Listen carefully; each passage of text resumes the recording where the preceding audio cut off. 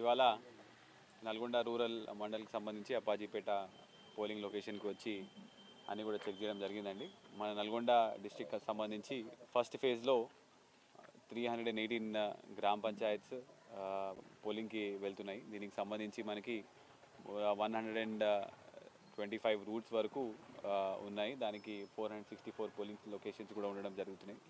దీనికి each mandal wise కూడా మనం బందోబస్తు అనేది ఏర్పాటు చేయడం జరిగింది. క్రిటికల్ పోలింగ్ లొకేషన్స్కి, నార్మల్ పోలింగ్ లొకేషన్స్కి కూడా స్కేల్ ప్రకారం మనం బందోబస్తు ఏర్పాటు చేసినాం. ఈచ్ మండల్లో కూడా సుమారు 150 వరకు కూడా మనం స్ట్రెంత్ ఇవ్వడం జరుగుతుంది. మొత్తం జిల్లాలో ఒక 2000 మెంబర్స్తో ఫోర్స్ మనము బందోబస్తు ఏర్పడడం జరిగింది. హైదరాబాద్ నుంచి కూడా మనకి ఫోర్స్ వచ్చింది. At the same time TSSP special police కూడా మనకి రావడం జరిగింది.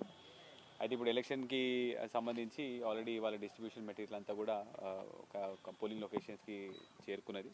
ఇవాళ రాత్రి ప్లస్ టుమారో ఎలక్షన్స్ కౌంటింగ్ అయ్యేంత వరకు కూడా పోలీస్ సిబ్బంది అంతా కూడా జాగ్రత్తగా చూసుకోవడం జరుగుతుంది. ఎక్కడ కూడా ఎటువంటి లా అండ్ ఆర్డర్ ఇష్యూ లేకుండా కూడా కాంప్లికేటెడ్ విలేజెస్లో కూడా మనం ముందు నుంచే awareness programs, complicated persons, trouble మాంగర్స్ని కూడా మనము ముందే బైండ్ ఓవర్ చేయడము, లేకపోతే వాళ్ళు ఏమైనా ఇంకా ఓవర్ చేస్తే వాళ్ళ మీద కేసెస్, ఏమైనా అఫెన్స్ చేస్తూ కూడా వాళ్ళ మీద కేసెస్ రిజిస్టర్ చేయడము జరిగిందండి.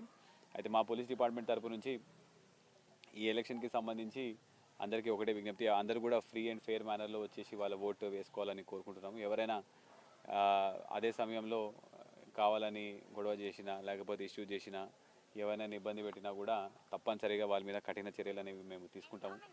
దీని తర్వాత ఎట్లాగో ఎలక్షన్ ఒక రోజు ఉంటుంది. దాని తర్వాత మళ్ళీ వాళ్ళు కూడా అదే మండలంలో ఇదే పోలీస్ స్టేషన్లో ఉండాలి కాబట్టి మళ్ళీ పోలీసు వాళ్ళ వెంటబడి కూడా కఠిన చర్యలు తీసుకోవడం జరుగుతుంది. సో మా రిక్వెస్ట్ ఏంటంటే అందరూ కూడా ఫ్రీ అండ్ ఫెయిర్ మేనర్లో ముందుకు వచ్చి ఓటేయండి.